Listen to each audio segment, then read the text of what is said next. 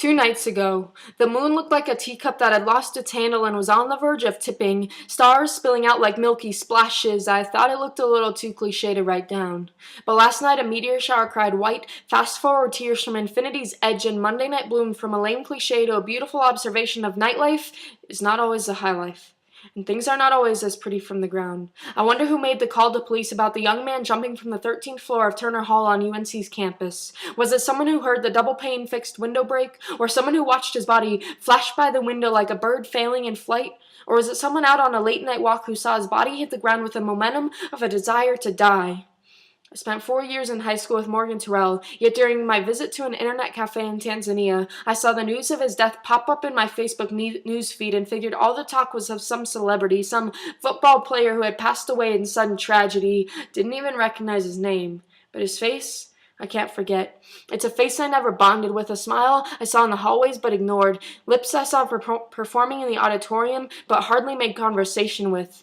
The police make statements like, a person named Morgan Terrell, and I get angry at the simplicity, the flatness like the metal slab in the autopsy room, as if that is a reflection of who he was, just a person. I get angry.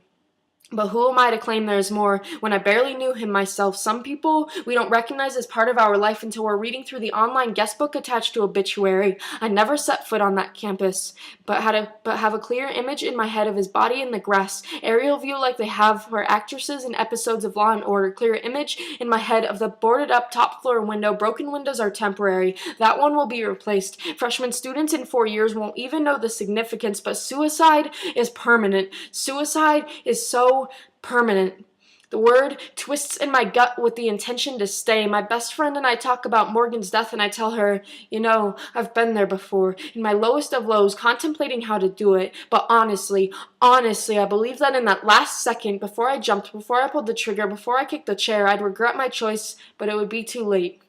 I sit here, tears in my eyes, wishing they were falling stars that could pull him back down to earth in case he wished someone had held him back the second his feet left the window that wasn't supposed to be opened. There are frames in our lives we aren't meant to pass through, doors that are meant to be kept shut. Morgan, you didn't have to take that step. You've fallen from more than a stage on an off night. I know this is useless now. I guess it's more for the listeners.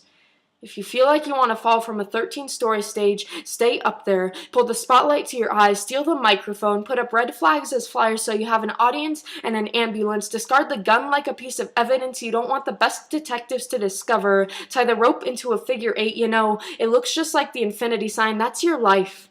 And please, pretend that ledge is just a stage and step down, because if you jump off, results are permanent. And everything else, the pain or the numbness, the tears or the lack of feeling, this poem, everything else is temporary.